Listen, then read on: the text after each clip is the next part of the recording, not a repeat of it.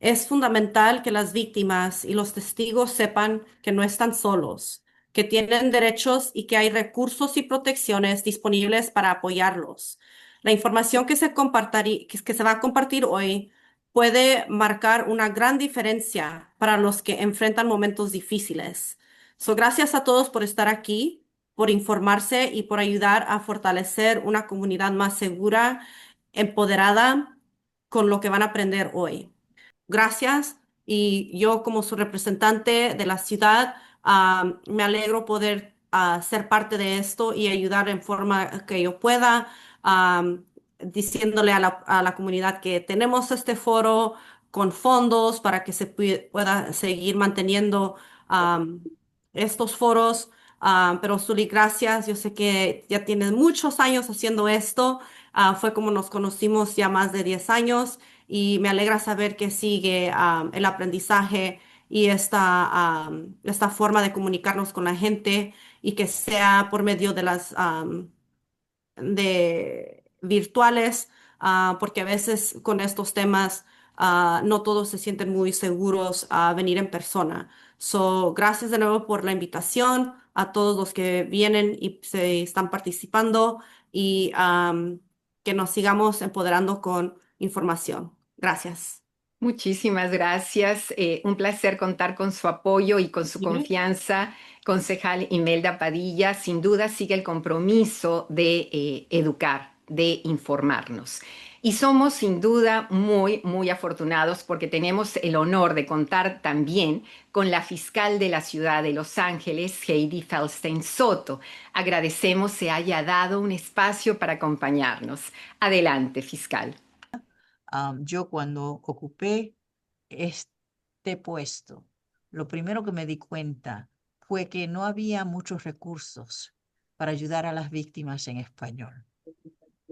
Y dado que tanta de nuestra comunidad, tantas de las víctimas, especialmente de la trata de seres humanos, somos latinas y hablamos español como nuestra primera lengua, lo primero que yo hice fue tratar de conectar los servicios en español con las víctimas y los testigos de nuestros crímenes. Y Expediente Rojo ha sido absolutamente una parte integral de todos esos esfuerzos en la oficina.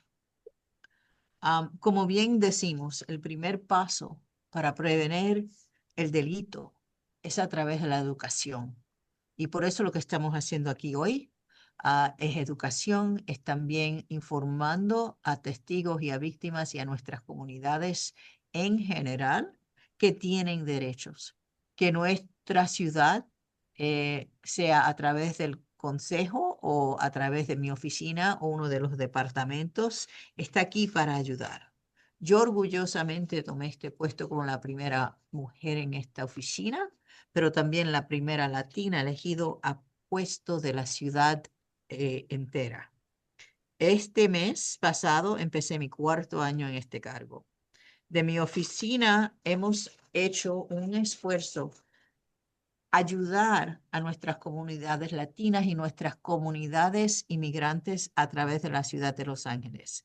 Magdalena está aquí para compartir información acerca de una nueva ley que mi oficina otorgó, la Ley de Protección de Testigos y Víctimas. Esta ley garantiza que atentar de intimidar a un testigo o una víctima en cualquier etapa del proceso judicial o se considera un crimen separado, un delito que se puede cargar independientemente del crimen por el cual el testigo o la víctima está en corte.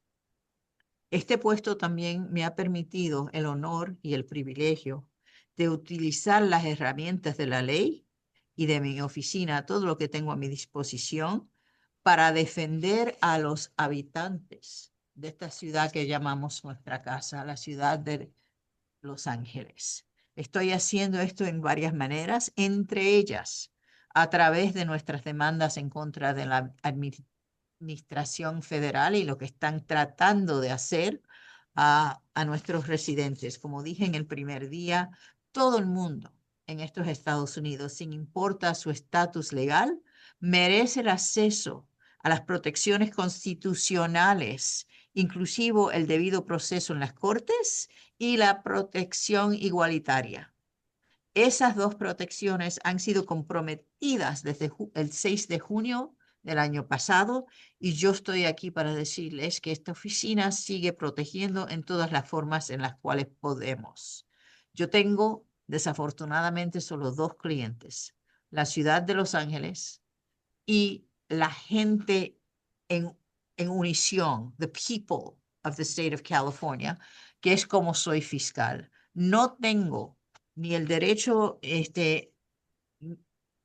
ni la oportunidad de representar a individuos, pero sin embargo, organicé una banda de 22 ciudades más el condado de Los Ángeles para unirnos mano a mano con las organizaciones que representan a las personas sin documentación y a varios individuos, en un caso aquí en Los Ángeles. Hemos estado demandando del gobierno federal en más de una docena de casos.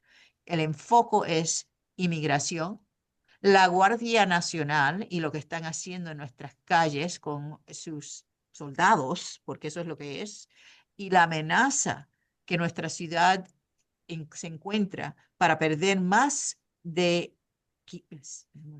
casi $500 millones en fondos federales cada año, inclusive al menos $56 millones en fondos de emergencia que necesitamos ahora. Nos hemos unido a estos casos con toda la fuerza y sin gasto adicional a la ciudad de Los Ángeles. Que también tenemos este dinero disponible para ayudar con emergencias, para ayudar con los gastos, digamos, que se encuentran los testigos y las víctimas. Nuestro objetivo siempre es de proteger sus derechos, ayudar a las personas a recuperarse de trauma y a brindarles apoyo durante el proceso de justicia penal.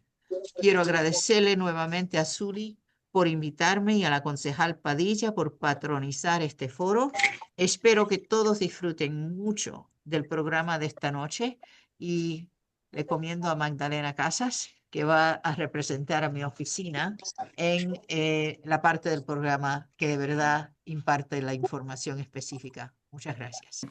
Pues bien, la oficina de la Fiscalía de la Ciudad de Los Ángeles ha impulsado, como ya nos adelantó y nos explicó la fiscal Heidi Feldstein Soto, ha impulsado reformas clave para garantizar que víctimas y testigos puedan participar en procesos legales sin miedo a represalias y amplía el acceso a recursos legales y de seguridad para sobrevivientes de violencia doméstica, delitos de odio, trata de personas, entre otros muchos delitos. Y para hablar más a profundidad, le doy la bienvenida a Magdalena Casas, fiscal adjunta de la oficina del fiscal de la Ciudad de Los Ángeles, donde ella enjuicia casos de delitos menores que abarcan una amplia gama de crímenes. Muy bien, entonces hoy nos vamos a enfocar en los derechos y protecciones disponibles para víctimas y testigos de un crimen.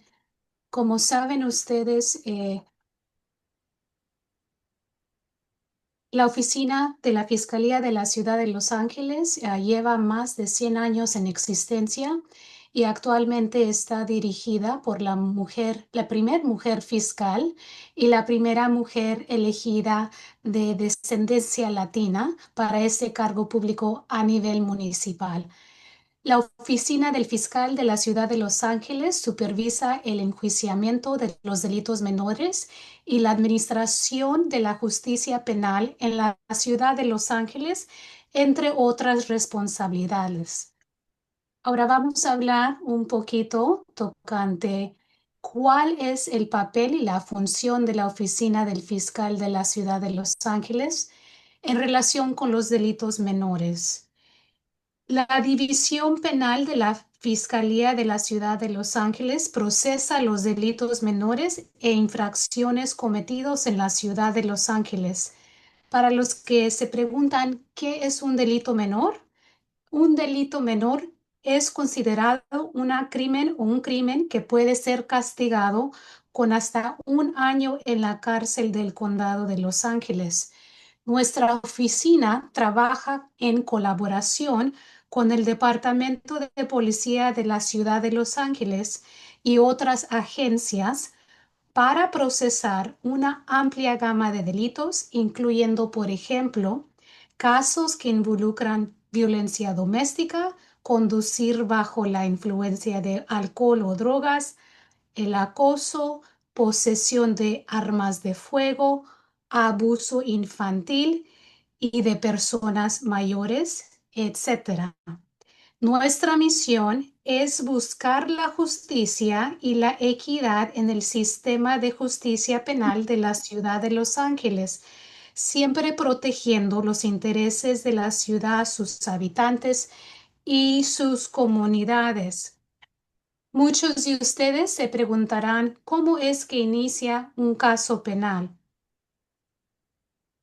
Cuando se comete un delito en la ciudad de Los Ángeles y una persona comunica con la policía ese delito, generalmente la policía prepara un reporte. Ese informe se remite a la oficina del fiscal para su revisión y para que se considere la presentación de cargos penales. Es la fiscalía quien presenta los cargos penales y no la víctima del delito. Este punto es muy importante enfatizar porque a veces hay víctimas o testigos que se arrepienten de haber llamado a la policía o quizás por motivos de temor al acusado quieren levantar los cargos o quieren que se quiten los cargos o que se desechen. Es la fiscalía, la agencia que adelanta los cargos y no el individuo, ya sea víctima o testigo. Entonces, ese punto es muy importante porque esa decisión es independiente de la víctima o un testigo que es relacionado a un caso criminal. Hay muchos servicios disponibles para víctimas de casos criminales. La ley ofrece protecciones comenzando con el artículo 1 de la sección 28 de la Constitución de California.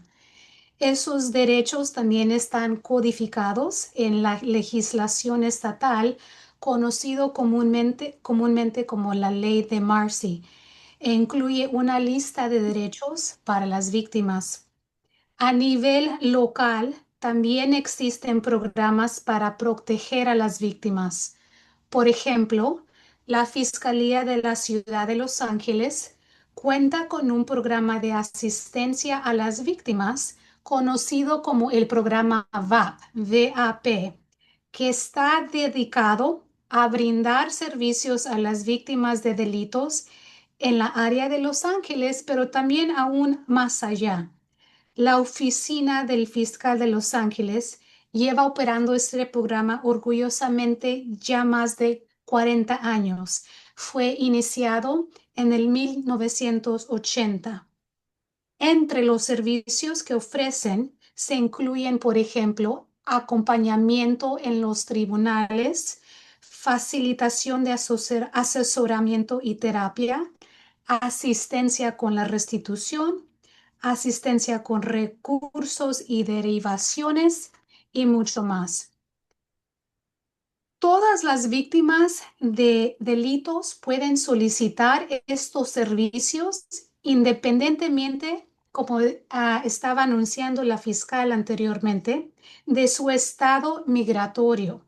No se informará a inmigración ni al departamento de ICE si la persona recibe servicios por medio de este programa.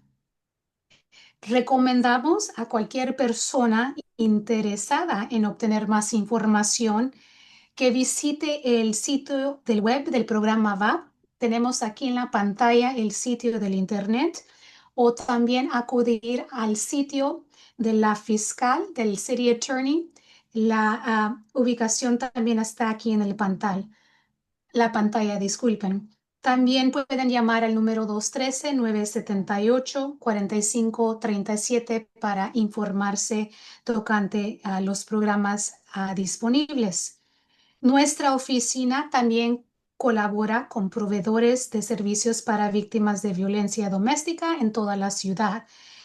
Estos proveedores son agencias no gubernamentales que brindan asistencia directa a las víctimas, ofreciendo refugio, asesoramiento, como indicamos, acompañamiento en los tribunales, planes de seguridad y asistencia legal en asuntos de derecho familiar, en inmigración, entre otros servicios.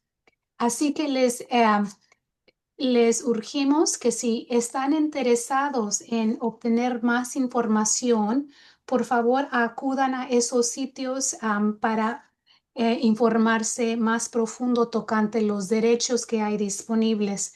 Por ejemplo, tenemos folletos disponibles, los cuales repasan los derechos como víctimas en un caso criminal. Igual también hay información tocantes diferentes agencias, los números disponibles para llamar, igual información tocante el proceso durante la fase penal. Otros folletos disponibles también incluyen información relacionada a la violencia doméstica, por ejemplo, qué es la violencia doméstica, herramientas de seguridad, etcétera. Ahora, tenemos otros recursos y medidas de protección para víctimas de violencia doméstica. Durante la tramisión de un caso penal relacionado a casos de violencia doméstica, nuestros fiscales solicitarán al tribunal que emita una orden de protección que obligue al acusado a mantenerse alejado de la víctima y que no maltrate a la víctima aún más.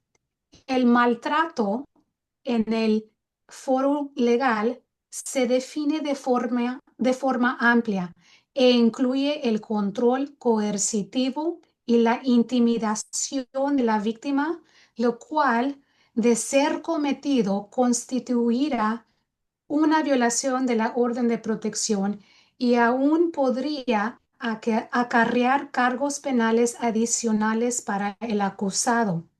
Las órdenes de protección también incluyen la prohibición de poseer armas de fuego y el demandado sujeto a una orden de protección debe entregar todas las armas de fuego y municiones en su posesión o bajo su control y presentar pruebas de dicha entrega ante el tribunal. El incumplimiento de esta obligación puede también ser considerado un delito independiente, aparte de los cargos que se han levantado. Una vez resuelto el caso penal, el tribunal emitirá una nueva orden de protección que obligará al acusado a mantenerse alejado de la víctima durante un periodo determinado. También se puede incluir en la orden de protección algunas otros individuos que hayan sido afectados por medio de lo que ha acontecido. Esta orden puede tener una duración de hasta 10 años o en algunos casos quizás hasta 15 años.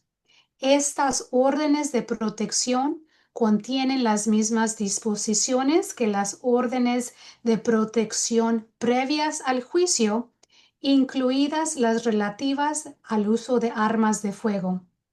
Además, mientras el acusado se encuentra en libertad condicional, debe cumplir con las órdenes del tribunal, incluyendo el pago de cualquier indemnización a la víctima.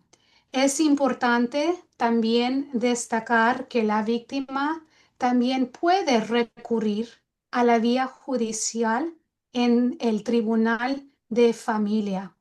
En muchos de estos casos involucran diferentes etapas en las relaciones.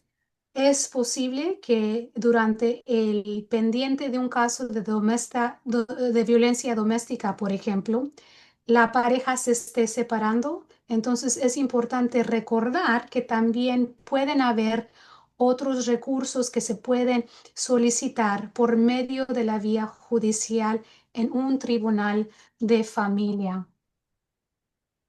Ahora quiero hablar un poquito tocante lo que la fiscal nos había indicado en su presentación. La oficina de la Fiscalía de la Ciudad de Los Ángeles se enorgulleció de patrocinar el proyecto de la ley AB 535, que fue presentado por la asambleísta Pilar Schiavo. Esta ley modifica el Código Penal para aclarar las protecciones de la ley contra la intimidación de testigos, que se encuentra en el artículo 136.1 del Código Penal. Una parte de esta ley tipifica como delito el intento de impedir o disuadir a un testigo o víctima de presentar una denuncia, acusación formal, información o de que se inicie un procedimiento por violación de la libertad condicional o la libertad vigilada, o también de colaborar en el enjuiciamiento de dichos casos. Esta ley es muy importante porque hasta el 1 de enero de este año, la ley era un poco distinta. La persecución penal se vio complicada por un caso de decisión de la Corte Suprema en el 2024, específicamente en el caso de la gente contra Reynosa, en el cual se dictaminó que la intimidación de testigos solo podía ser objeto de enjuiciamiento si ocurría tanto en el momento de la acusación como durante el proceso judicial. En otras palabras, tras la decisión en el caso Reynosa, la disuasión posterior a la acusación no se podía ser perseguida penalmente en virtud de esta ley. Ahora, dado que la intimidación de testigos puede ocurrir en cualquier momento del proceso judicial, esta decisión de la Corte Suprema del 2024 limitó nuestra capacidad para imputar el delito de disuasión de testigos y comprometió la seguridad de las víctimas, incluyendo las víctimas de violencia doméstica, que como ustedes saben son particularmente vulnerables a la intimidación por parte de sus agresores. La ley AB 535 modificó el estatuto para aclarar que la disuasión de testigos puede ser objeto de enjuiciamiento si ocurre en cualquier momento, incluso después de que se hayan presentado los cargos. Y recuerdo que a partir de 1 de enero de este año, la ley brinda plena protección a las víctimas de intimidación de testigos. Ahora, los acusados que intenten intimidar a sus víctimas después de que se hayan presentado cargos serán considerados igualmente responsables que aquellos que intentan impedir que se presenten cargos en primer lugar. En los casos de violencia doméstica, nosotros sabemos que la intimidación en realidad es otra forma de ejercer poder y control sobre la víctima. Y los agresores a menudo intentan eludir la justicia, por ejemplo, diciéndole a la víctima que no se presenten ante el tribunal después de que se hayan presentado los cargos. Ahora, con esta ley que recuerdo mi oficina está muy orgullosa en haber patricionado. La ley AB 535 garantiza que estos actos de intimidación puedan ser procesados y que los acusados rindan cuentas por sus acciones. Ahora, ¿qué debe hacer una persona si piensa que hay violaciones de la orden de protección? Es importante llamar al 911 si se trata de una emergencia que pone en peligro la vida, ya sea de la víctima o la vida de una persona. Comuniquen eso a la policía para que ellos puedan levantar un informe. Además, también es recomendable, si ustedes son víctimas en un caso criminal, es muy recomendable contactar a la oficina de la Fiscalía e informarles sobre posibles violaciones de la orden de protección para que nuestra oficina puedan abordarlo con el juez o la jueza que supervisa el caso, así que el acusado pueda posiblemente am, tener otras consecuencias después de la fase de la condena. También una última cosa que quiero informarles a todos es que siguen habiendo servicios aún después de que un caso se solucione. Los servicios son típicamente, usualmente los mismos que esos servicios que se ofrecen ya sea durante la tramitación del caso, pero también, como indiqué anteriormente, pueden incluir servicios de reubicación um, o servicios diferentes. Les suplico que si ustedes son unas víctimas, asegúrense de que están informados tocante los servicios que hay disponibles, ya sea durante la transmisión del caso o después del caso. Estamos aquí para apoyarlos y para respaldarlos. Muchas gracias. Pasemos con nuestro próximo invitado, Germán Hurtado, subjefe de policía de la ciudad de Los Ángeles, designado como enlace con la comunidad latina del Departamento de Policía de Los Ángeles. Y me da mucho gusto de compartir este tema y estar con todos ustedes y representar el Departamento de Policía. Y muchísimas gracias al Expediente Rojo, Zuli, por invitarnos y por tener estas conversaciones que son muy importantes. La fiscal Heidi Soto, que trabaja en el Departamento de Policía, cuenta muchísimo con su oficina y siempre nos apoya con cosas legales. ¿Y qué exacto hace el Departamento de Policía con la protección federal de lo que estamos viendo en la migración? Y para nosotros es una de las cosas más importantes que les queremos decir a toda la gente y también que por favor les pase y eduque a otra gente, ¿verdad?, de lo que hacemos. Entonces, el Departamento de Policía...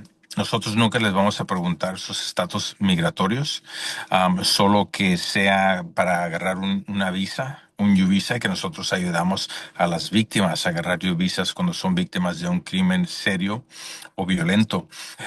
Tampoco nosotros les vamos a preguntar que son, de dónde nacieron. Nosotros nunca les vamos a preguntar de dónde nacieron. Y nosotros no participamos en nada de lo que están viendo de agarrar gente por cosas migratorias civil. solo que la persona está involucrada en un crimen, el Departamento de Los Ángeles no le va a ayudar a ICE a detener a gente, solo que sea un crimen serio. O sea, un crimen violento contra otra persona.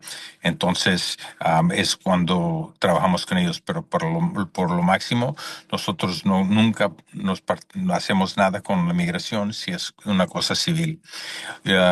O sea, también lo que hace el Departamento de Policía, tenemos unos programas que se llama U-Visa o T-Visa. Entonces, el U-Visa son para víctimas que son ciudadanos que están aquí en la ciudad de Los Ángeles, que han sido víctimas de crimen violento o serio. Entonces hacemos lo que se llama un U-Visa y lo mandamos al Estado federal para que la persona se pueda quedar aquí en Estados Unidos mientras está el proceso de la corte. También si alguien es una víctima de ser traficado, también eso es un T-Visa. El Departamento de Los Ángeles le hace la aplicación para ustedes cuando son víctimas, cuando alguien es una víctima de un crimen de traficante. Entonces nosotros también ayudamos con la aplicación. En el año 2025 hicimos más de 2,500 aplicaciones al Estado federal y de todos Estados Unidos hubieron como 10,000. Entonces nosotros solo en la ciudad de Los Ángeles hicimos casi un cuarto de las aplicaciones para que la gente se quede aquí mientras haya un proceso civil. Y también tenemos mucha información en lapdonline.org sobre lo que hacemos y lo que no hacemos con migración. Soy la abogada Dalia de la Fundación Legal de Los Ángeles y hoy vamos a hablar sobre las opciones inmigratorias para víctimas de delitos y actualizaciones. Um, Ahorita hay mucho miedo en la comunidad y aquí estoy para presentar un poquito de información porque saber es poder. Y LAFLA es un bufete de abogados multilingüe y sin fines de lucro, que brinda una gama holística de servicios legales gratuitos a personas de bajos ingresos en Los Ángeles durante los últimos 95 años. Pero LAFLA solamente es una de muchas organizaciones sin fines de lucro en Los Ángeles y hay otras también que ofrecen servicios gratuitos o bajo costo. También hay abogados privados que pueden brindar asistencia. Sin embargo, tenga en cuenta los peligros. Consulte el segmento de Expediente Rojo del febrero del año pasado, que trata sobre los peligros de trabajar con abogados no cualificados,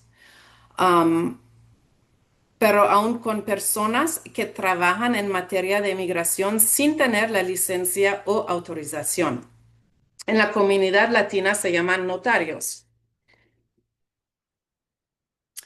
¿Cuáles son nuestros servicios? Estas son algunos de nuestros servicios. En esta presentación vamos a enfocarnos en la ley de inmigración y específicamente para víctimas de violencia doméstica, víctimas de delitos, sobrevivientes de la trata de personas.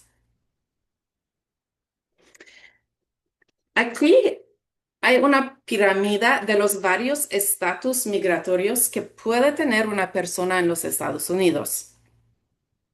Abajo pueden ver en el segmento parte rojo es personas indocumentados. Entonces, ¿qué es el camino que una persona indocumentada puede llegar a ser ciudadano? Primero, una persona en la zona rojo puede archivar solicitudes para arreglar el estatus migratorio, sea VAWA, el visa U o el visa T. También hay otros como asilo político o peticiones familiares. Aquí al lado usted puede ver DACA. DACA no es parte de la pirámide porque DACA no resulte en la residencia y tampoco no resulte en la ciudadanía. Solamente es un permiso de trabajo de 2 años. Y cada solicitud tiene requisitos propios y vamos a revisarlos más adelante. Segundo, Ya que la inmigración ha aprobado la solicitud, esa persona es elegible a archivar una aplicación para la residencia en la zona amarillo.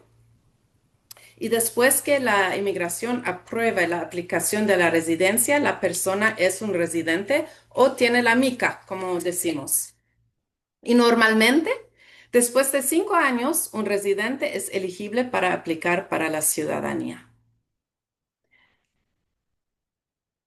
Ok, ahorita vamos a hablar sobre la autopetición para las víctimas de violencia doméstica. ¿Qué son los requisitos? Cualquier persona que ha sido víctima de abuso físico y también abuso como crueldad extrema. Este puede ser abuso psicológicamente o emocionalmente. Y el abusador o la abusadora también es o fue un cónyuge que es ciudadano americano o residente permanente, o es un padre o madre, ciudadano americano o residente permanente, o un hijo o hija más de 21 años que es ciudadano americano. La persona también tiene que mostrar que vivió con el abusador y que es una persona de buen carácter moral. Ahorita con los cambios, la inmigración puede revisar todos los antecedentes penales del solicitante para tomar esta decisión. No, porque la ley dice que ellos tienen que revisar para los últimos 3 años antes de la solicitud, pero ahorita la migración va a mirar a todos los antecedentes. Y actualmente este proceso tarda entre 3 y 4 años. Y una vez aprobada la solicitud, la migración emitirá un permiso de trabajo y el solicitante podrá solicitar la residencia. Ok, ahorita el visa U. Ese es una visa para víctimas de delitos o crímenes graves. ¿Qué son los requisitos? La solicitante tiene que ser víctima de un delito calificado y voy a revisar eso en la próxima ventana. La persona tiene que mostrar que ha sufrido abuso físico o mental grave, que tiene información sobre el delito y que ha o está cooperando con las autoridades como la policía o el fiscal en la investigación de este crimen. A la menos tienen que reportar el crimen. Y después tiene que obtener una certificación de la policía o de la autoridad afirmando la cooperación. Esto fue que el señor Germán Hurtado ahorita mencionó. Entonces, el LAPD, estamos trabajando muy bien con el LAPD para obtener esas certificaciones para las víctimas y con esta certificación pueden aplicar para el visa U. Una de las ventajas de este visa es que ofrece exenciones que perdonan ciertas infracciones. También infracciones inmigratorias, como si una persona entró ilegalmente. Con este visa hay opciones para un perdón. El problema es que existe un límite de solamente 10,000 visas cada año. Y entonces existe una lista de espera muy larga, ahorita más o menos 10 años, hasta que la migración da una respuesta de este visa. Y este largo tiempo de espera deja a los solicitantes en una situación vulnerable. Aquí les presento la lista de crimen que cualifican para el visa U. Revísenlo en su tiempo. Es importante hablar con una abogada abogado que se enfoca en el visa U para revisar los hechos de su situación. Hay algunas buenas noticias con el visa U. Ahorita, yo ya mencionó que tarda 10 años, pero ahorita, a los 2 o 3 años, la migración revisa la solicitud y si todos los requisitos están completos, entonces la migración enviará una carta de determinación de buena fe. Y esta carta proporciona protección contra la deportación y también un permiso de trabajo.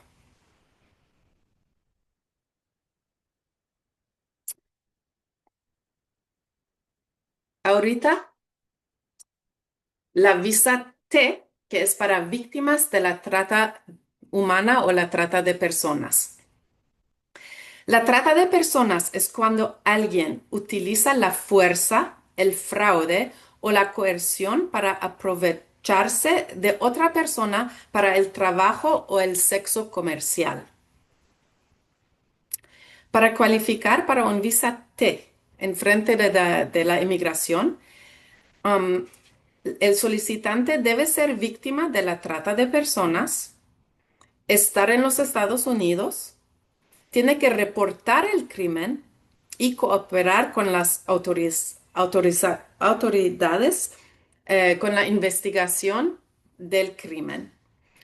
Y en fin, también debe demostrar que una deportación resultaría en dificultades extremas. Una vez y ahorita es aproximadamente como 3 años hasta que la inmigración hace una decisión. Una vez la solicitud es aprobada, la migración emitirá un permiso de trabajo y es también una protección contra la deportación.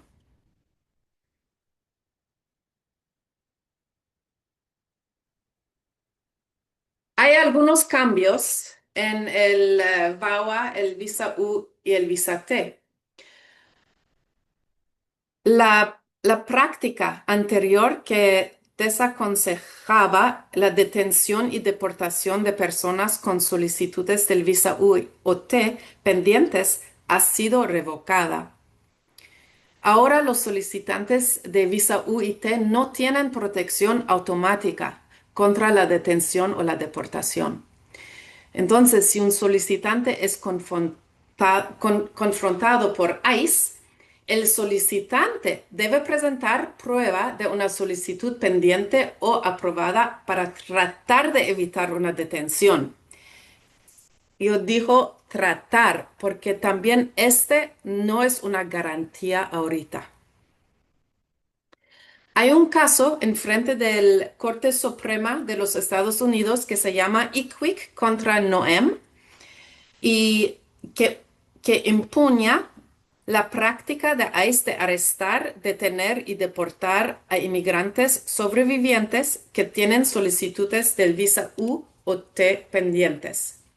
Entonces, ojalá vamos a tener buenas noticias pronto. ¿Qué más? También las protecciones de confidencialidad se han visto limitadas ahorita. Ahora, la migración puede tener en cuenta la información negativa proveniente del agresor. Por ejemplo, un abusador de una mujer que archivó una solicitud de VAWA puede llamar a la inmigración o puede mandar una carta diciendo que, oh, no, este matrimonio no fue en buena fe. Ella solamente se casó conmigo por dinero o algo así. Y antes la migración no revisó esta información, pero ahorita sí pueden hacerlo. Número 3, la migración ahora está enfocando en buscar el fraude. Entonces, cuando la inmigración está revisando la solicitud, en vez de enfocarse en el trauma del solicitante, está enfocando en buscar fraude.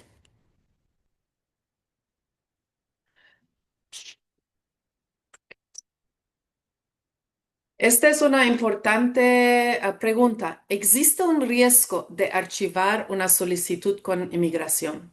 Sí. Es importante balancear los riesgos y los beneficios de una solicitud en frente de la inmigración. A veces, si la inmigración no sabe que usted está aquí, a veces es mejor no archivar nada, pero a veces sí es bien archivar algo. Ahora, si la inmigración le niega su solicitud, van a mandar su caso al corte de inmigración para empezar procedimientos de la deportación. Entonces, ten cuidado y saben que cada caso es único. No puede escuchar a su vecina o la diciendo, oh, mi amiga, ella archivó algo y para ella como en un año ya aprobaron. No, no es así. Cada caso es único. Y las víctimas de delitos deben consultar con un servicio de abogados de inmigración de confianza para obtener una evaluación de su caso particular. Entonces, ¿quién corre mayor riesgo ahorita? Las personas que han sido arrestadas o condenadas por delitos. Dos, personas que ya tienen un orden de deportación y nunca se fueron del país, que todavía se quedaron después de este orden. Tres, personas indocumentados en los Estados Unidos que hayan estado aquí menos de 2 años. Y personas afiliadas a ciertas pandillas o organizaciones terroristas. Sepan que todas las personas en los Estados Unidos, independientemente de su estatus migratorio, tienen ciertos derechos y protecciones bajo la Constitución de los Estados Unidos. Las tarjetas rojas dan ejemplos de cómo pueden ejercer esos derechos. Pueden bajar una copia y manténganla con usted siempre. Aquí está el enlace para buscar esta tarjeta roja y puede imprimirlo para usted mismo. Y aquí hay un ejemplo de lo que es escrito en la tarjeta roja. Em, Como cuando no abrir la puerta si usted está en casa o no contestar preguntas si están enfrente de ICE o no firmar nada sin antes hablar con un abogado. Y a veces también puede entregarle esta carta al agente si está dentro de su casa, como muestre la tarjeta por la ventana o pásela debajo de la puerta. Pero hay más información en este enlace. Entonces, gracias por unirse con nosotros y pueden siempre llamar a este número o mirar en este enlace aquí para hacer preguntas sobre su caso específico y para obtener consejo gratis. Gracias. Pues bien, ¿sabían ustedes que el condado de Los Ángeles es el más grande del país, con más de 10 millones de habitantes, donde se hablan más de 200 lenguas? Lo que lo hace sin duda una de las áreas más multiétnicas del país. Sin duda alguna, y ante esta diversidad y en este agudo clima antiinmigrante, ¿cómo cuidar de nuestra salud mental? ¿Cómo gestionar el miedo? El miedo, sí, la incertidumbre y el aislamiento en estos tiempos tan complejos. ¿Cómo cuidar de la salud mental cuando se es víctima o testigo de un crimen? Para responder estas preguntas, pasemos con nuestro próximo invitado, el doctor Jorge Partida, escritor, investigador, psicólogo clínico especializado en adicciones y trauma, conferencista nacional e internacional y director de psicología del Departamento de Salud Mental del Condado de Los Ángeles. Adelante, Jorge, y bienvenido. El micrófono está apagado. Tu micrófono está apagado. Muchas gracias. ¿Pueden ver mi presentación? Se ve perfecto. Perfecto. Pues muchísimas gracias, Zuli, siempre por juntar tan excelente grupo de personas para hablar de temas tan importantes. Es para mí un gran honor siempre poder cooperar de esta manera. Admiro mucho a Zuli, a Expediente Rojo y todos los proyectos e iniciativas que se han logrado a través de Expediente Rojo. Quiero agradecer también a todos los participantes que han he dado tan importante información. Y ahora, pues, después de darle las gracias a todos por su válida participación, quiero enfocarme un poco acerca del impacto de salud mental en las víctimas y los testigos de violencia. Una de las cosas que sucede en esta situación de salud mental es que muchas veces no nos estamos enfocando realmente en cuál es el impacto de salud mental en las víctimas y testigos. Muchas veces las mismas víctimas y testigos tratan de disminuir ese impacto por vergüenza, por el que dirán y también muchas veces por no querer aceptar realmente la severidad del impacto que tiene la salud mental en haber sido víctima de un crimen, y también el haber ser testigo. Muchas veces vemos, por ejemplo, que cuando a una persona ha sido víctima de violencia física o sexual, que a veces toma hasta 20 años o más para poder tener la valentía, la habilidad de poder hablar de estas cosas, eso es porque es tan impactante el ser víctima de un crimen. Y por eso nosotros también, como partes de esta sociedad, debemos de tener esa empatía para poder entender qué tan impactante es, no solamente para la persona, pero también para sus familias. Entonces, parte de mi presentación voy a hablar un poco acerca de por qué debemos de considerar la salud mental, qué reacciones comunes suceden con las víctimas de violencia y los testigos de violencia. ¿Qué impacto puede tener eso también, no solamente en la memoria, en la vida cotidiana, pero también en la salud primaria? Sabemos que también esos síntomas que no se manejan, pues se convierten en enfermedades serias. ¿Y qué consejos les podemos dar a las víctimas y a aquellas personas que han sido testigos de violencia? Lo que colectivamente estamos observando a tantas personas que están sufriendo en miedo por lo que está sucediendo ahora, no solamente es el miedo de lo que se ve como testigos, pero también el trauma que surge al ver personas siendo deportadas. Aunque uno sea legal y tenga sus documentos y todo eso, sabemos muy bien, especialmente con niños, que todo eso también ha afectado su habilidad de enfocarse, de poder asistir, de dormir bien, de comer. Hay tantas implicaciones que vienen a través del impacto de poder, de ser testigos y víctimas de violencia. Y eso no solamente es cuando uno es la víctima directamente, también es cuando uno es el testigo, cuando uno es observador de violencia contra otros con los cuales nos identificamos. Entonces, la salud mental, el impacto social que tiene es también sumamente importante porque no solamente estamos viviendo el trauma de la persona individual, pero también el trauma social, colectivo. Como comunidad latina empezamos a sentirnos que el silencio realmente se convierte en la manera de sobrevivir. Hay muchas cosas que callamos porque tenemos miedo que también nosotros vayamos a ser asignados como el próximo, la próxima víctima de todo lo que está sucediendo. Y también económicamente, muchas personas han perdido su trabajo, han dejado de ir a trabajar o se autodeportaron a su país para poder evitar esa situación.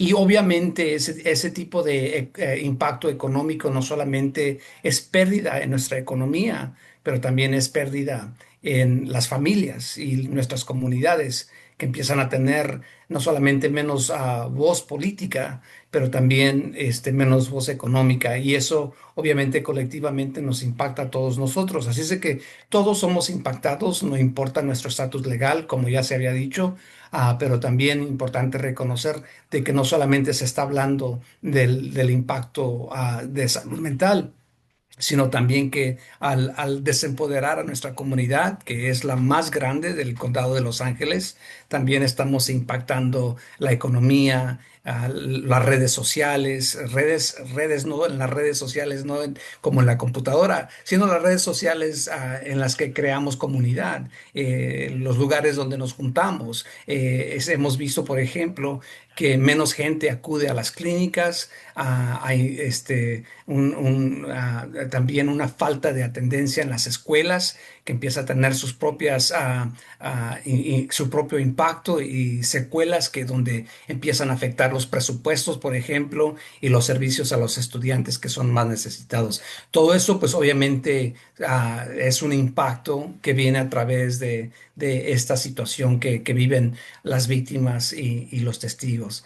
El impacto psicológico específicamente es la respuesta emocional, incluye el miedo, el shock, que ese shock puede durar por meses, puede durar por años, y ese shock también se expresa o se manifiesta a través de falta de expresión verbal. Mucha gente no puede hablar acerca de las cosas que le sucedieron sin volver a revivir y sin volver a sentir la misma ansiedad. Entonces, muchas veces lo que hacemos, especialmente si no reconocemos la importancia de la salud mental, es que simplemente nos callamos y eso pues obviamente se empieza a manifestar de una manera física también.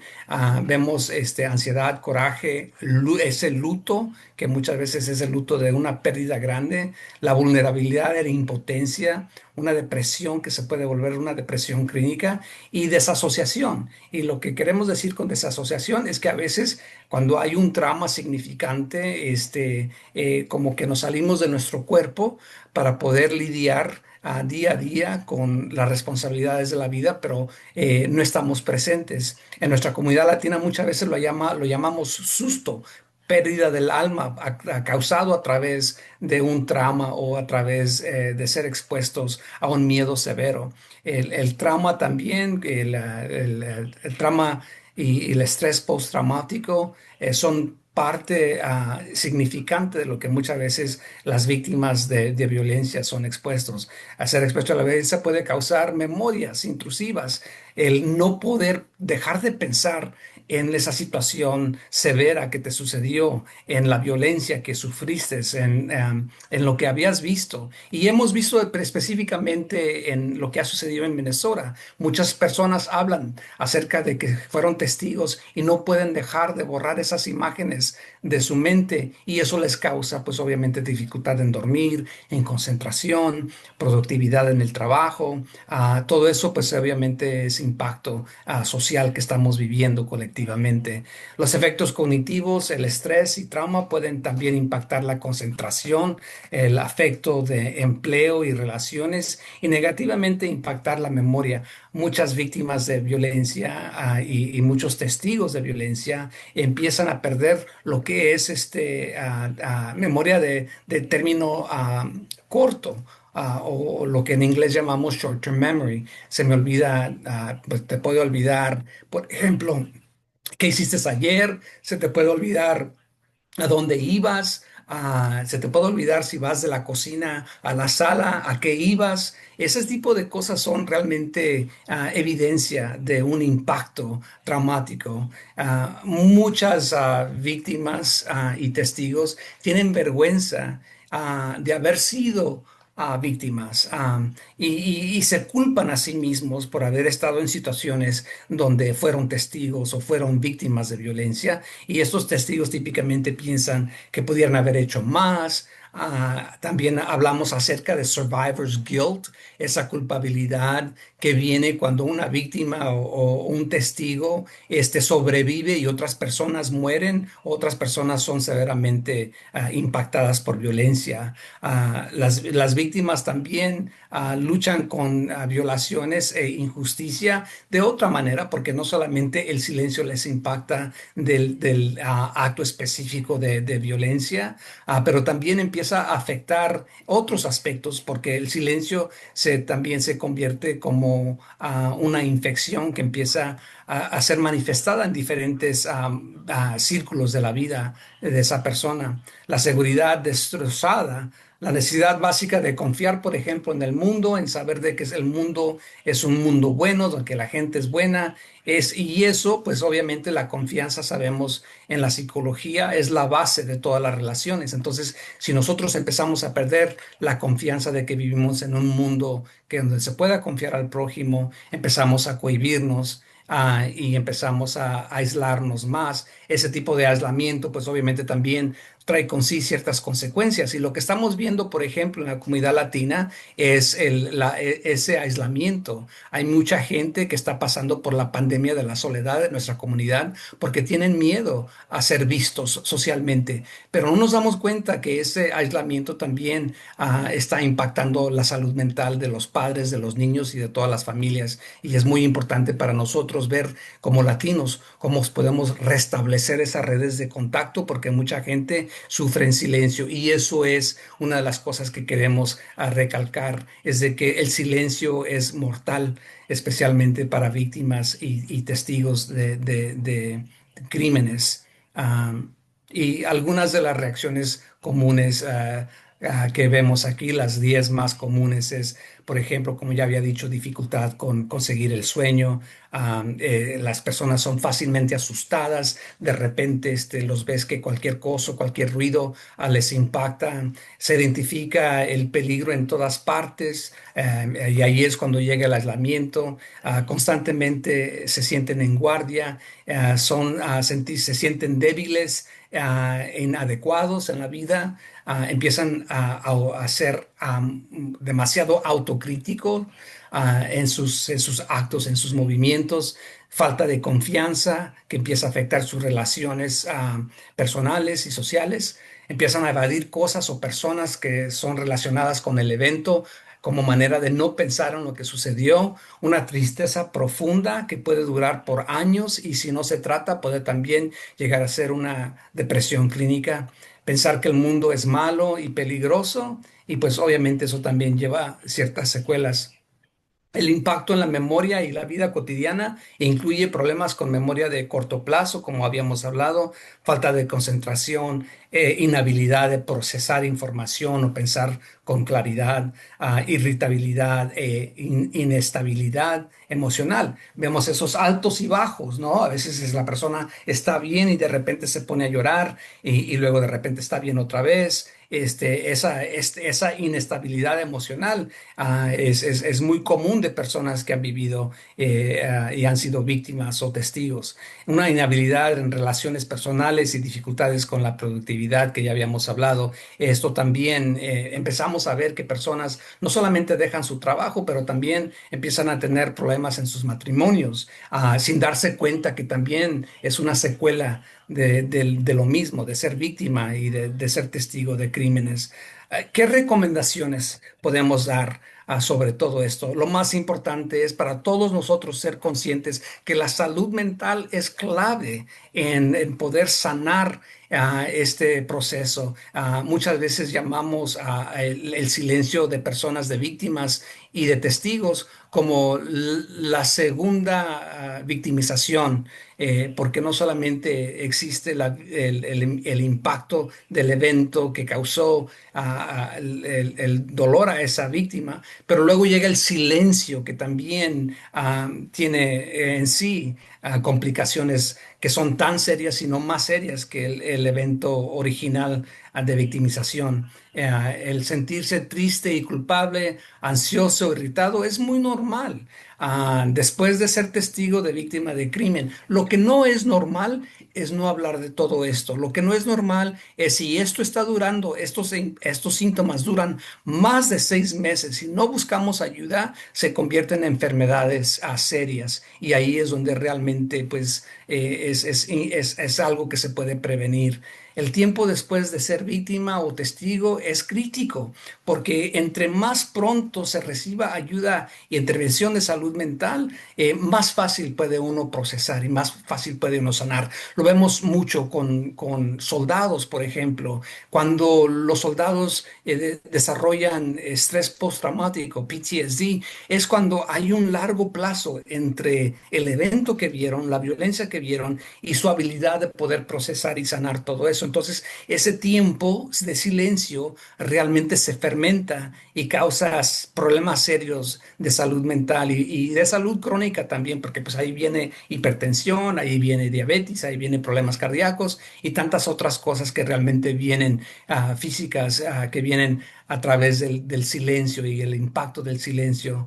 Problemas emocionales y mentales surgen después de ser víctima o testigo de crimen, pueden causar serias enfermedades, como había dicho, crónicas, si no son tratadas a tiempo. Eso es sumamente importante. En nuestra comunidad latina, los índices de alta presión, de diabetes, de enfermedades crónicas y todo esto, tiene un lazo muy fuerte con ser víctimas de violencia, con ser víctimas de trauma multigeneracional, donde no se vale hablar de estas cosas en nuestras familias, en nuestras comunidades, y pues entonces el cuerpo tarde o temprano nos va a dar las señales de que algo mal nos está pasando para poder procesar y poder a lo menos recibir un tipo de ayuda. Existen recursos, eso es sumamente importante de enfatizar, existen recursos y es importante llevar estos recursos a nuestra gente. No están llegando a nuestras clínicas por miedo.